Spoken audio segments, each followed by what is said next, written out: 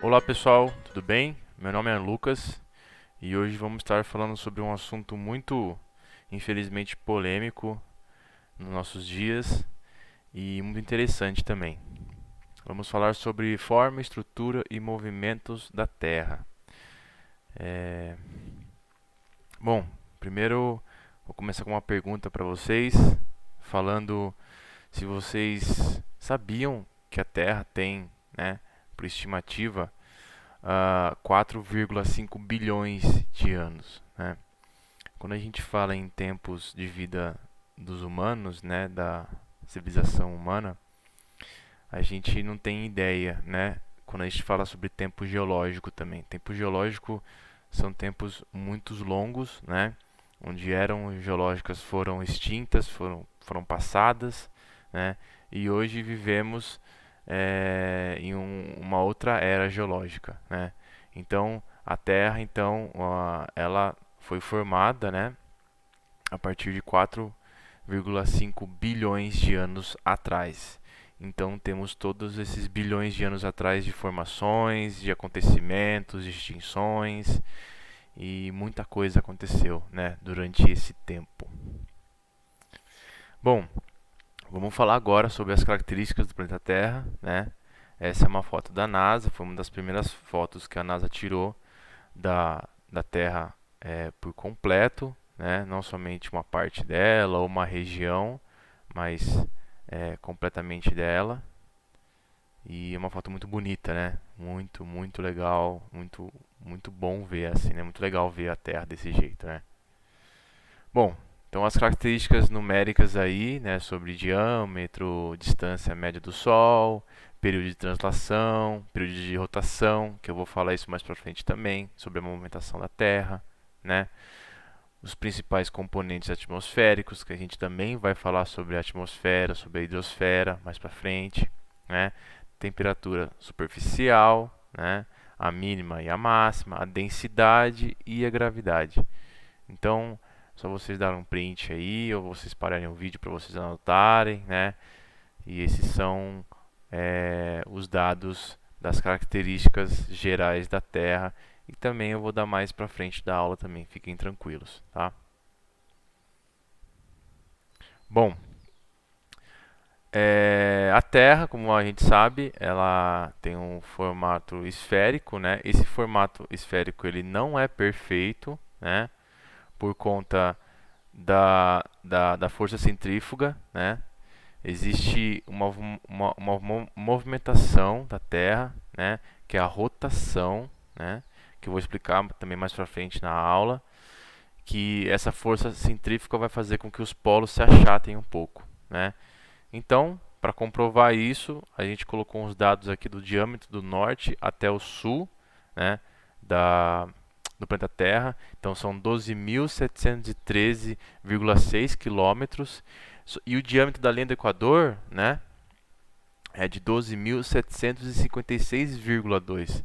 Então, você vê que existe um achatamento nos polos, né, tanto no norte como no sul, que o diâmetro da linha do Equador é maior do que o diâmetro do norte e do sul, dos polos, né?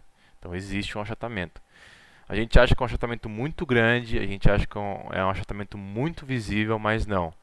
É um achatamento, se for ver pela quantidade de quilômetros que a Terra tem, né, pela sua extensão total, é até um achatamento muito difícil de ser notado, né?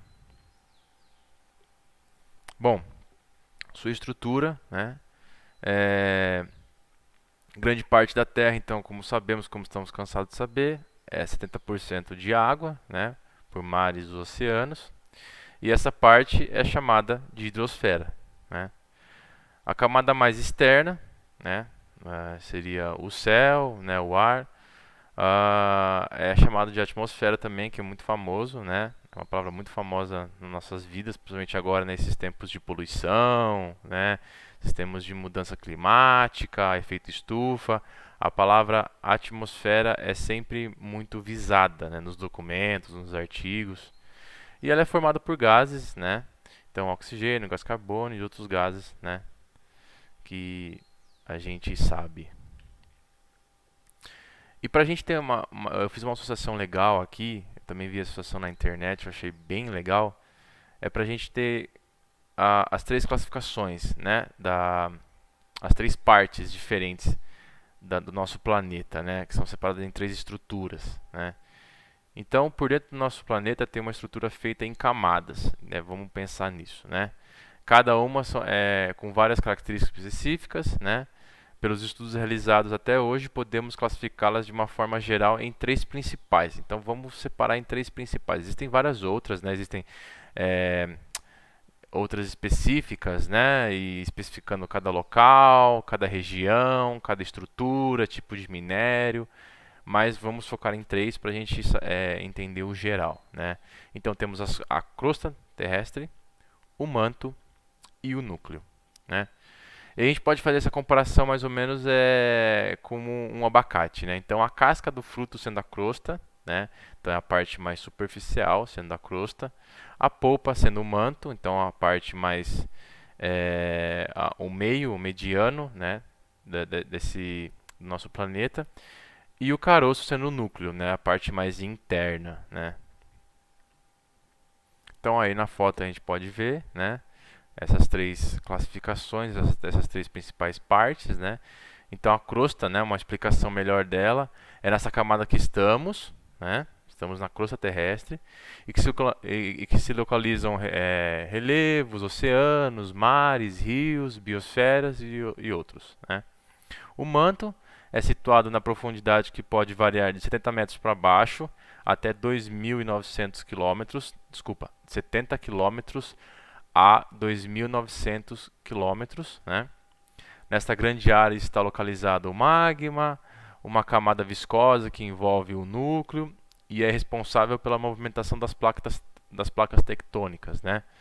A gente escuta isso bastante quando a gente vai falar de terremoto, né? Sobre as movimentações das placas tectônicas. Isso acontece no manto da Terra, né? E o núcleo, né? Famoso também, né? É uma camada mais profunda da Terra, chegando a 6.700 quilômetros de profundidade, né? O núcleo interno é sólido, com vários compostos minerais, entre eles níquel e ferro. Essa camada é responsável pelo campo magnético que existe ao redor da Terra, né? Já o núcleo externo é líquido, tendo uma espessura de aproximadamente 1.600 quilômetros. A temperatura nessa região pode chegar a 6.500 graus. É bem quente. Bom, falando sobre o movimento da Terra, né? Existem dois principais movimentos da Terra. Existem outros movimentos, né, da Terra, mas os relevantes que a gente consegue observar e nos influenciam diretamente, né, no nosso tempo de vida, né, são dois, né, os dois principais, que é a rotação e a translação, né. Então a gente vai falar um pouco deles, explicar um pouco deles, e no final da aula também vai ter um vídeo, né, para a gente ver também um pouco mais. E é importante a gente saber, né, sobre esses dois movimentos para a gente entender como o nosso dia a dia funciona e como esses dois movimentos é, auxiliaram no nosso dia a dia, né? No nosso horário, no clima, né? Enfim, em N coisas. Bom, a rotação é um movimento que a Terra realiza em torno do seu próprio eixo. Então, a Terra existe um eixo, né? Onde ela fica e ela fica rodando no seu próprio eixo, né? A Terra tem uma inclinação de entre 22 graus a 25 graus, alguns livros trazem 23, 24, né? Então vamos ficar entre 23 e 24 graus aí, né, essa inclinação da Terra. E ela gira em torno dela mesma nesse eixo, correto? Então provocando, né, alternância nos períodos de insolação direta do planeta. Então, através da rotação é que o dia de 24 horas é feito, né? Na verdade, ele não é de 24 horas, né? Ele é aproximadamente 23 horas, 56 minutos e 4 segundos, né? É arredondado 24 horas, né? E Então assim o Sol nasce ao leste e se põe ao oeste, servindo de referência de posição há muitos anos, né? Então a Terra faz esse período de rotação nesse tempo de 23 horas, né? Dá uma volta por completo. E aí se caracterizam as noites e os dias através das radiações solares, né? Então, o movimento de rotação resulta no sucesso de dias e noites devido à diferença de iluminação nas diferentes áreas do planeta. Sendo assim, parte do planeta fica iluminada pelos raios solares, como eu falei agora, e a outra parte não fica com esses raios, né?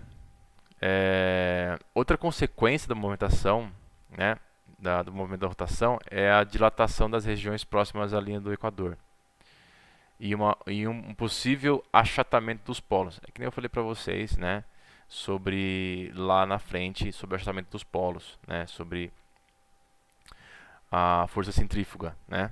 Acontece aí, e é por causa da rotação que acontece essa força centrífuga, ok? As correntes marítimas sofrem desvio para o oeste e a criação do sistema dos fusos horários também, né? Por conta do movimento da rotação. Agora, outro ponto importante, outro movimento importante para a nossa aula é da translação, né? A translação, então, é o movimento que a Terra faz em torno do Sol, né? Diferentemente da rotação, que é o movimento no seu próprio eixo, a Terra ela vai também fazer esse mesmo movimento de translação junto com o da rotação. Os dois vão acontecer ao mesmo tempo. Isso é muito importante. Isso é muito importante. Então, o movimento que a Terra realiza em torno do Sol e assim percorrendo uma órbita elíptica. O movimento de translação é realizado em aproximadamente 365 dias, 5 horas e 48 minutos.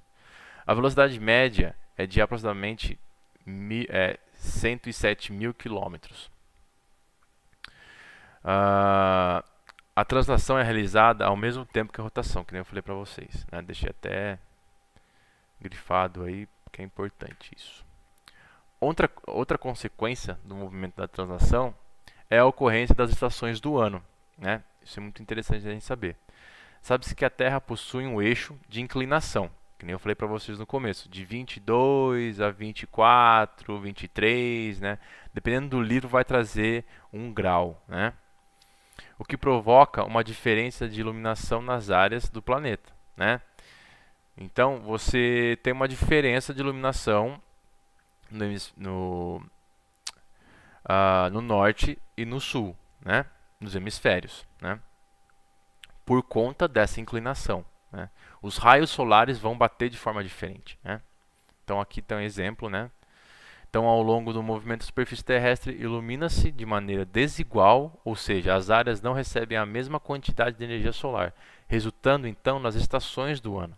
Então, como você pode ver aqui, né, o hemisfério norte, né, ele está recebendo mais radiação solar devido à inclinação da Terra, né, do eixo da Terra, do que o hemisfério sul, correto?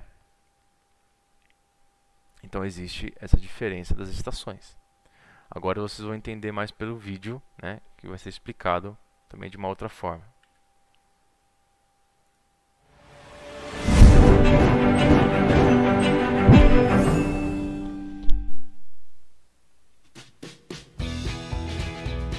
Bem-vindos, pequenos astronautas! Eu sou o professor Bill Tyson e juntos vamos explorar o universo. Agora que você já viu sobre a translação e sobre as estações do ano, vamos falar sobre quando os hemisférios atingem o seu ponto máximo e mínimo de iluminação solar. Vamos rever o efeito da translação da Terra. Como podemos ver, neste ponto, o hemisfério norte está mais iluminado pelo Sol. Sendo assim, é verão no hemisfério norte e inverno no hemisfério sul. Mas existe um determinado dia em que o hemisfério alcança sua iluminação máxima. O que quer dizer que o dia dura muito mais do que a noite, no caso do verão, e onde a noite dura muito mais do que o dia, no caso do inverno. Estes dias específicos chamamos de solstícios. Desta forma, no verão, temos o solstício de verão e no inverno, o solstício de inverno. Mas existem também os pontos em que o Sol fica alinhado com o Equador, equilibrando a iluminação, tanto no hemisfério norte quanto no hemisfério sul, e a noite dura tanto quanto o dia. Estes dias são chamados de equinócios, e temos então o equinócio de primavera e o equinócio de outono. Os solstícios ocorrem geralmente nos dias 20, 21 ou 22 de junho e dezembro. Já os equinócios costumam ocorrer entre 22 ou 23 de setembro e 20 ou 21 de março. Lugares como os polos da Terra podem ter sol durante vários dias seguidos, sem que o sol se ponha no horizonte durante o verão. Mas no inverno, não irá aparecer durante meses. Por hora é só, pessoal. Nos vemos na próxima! Ah, é! Ajude a levar conhecimento a mais pequenos astronautas.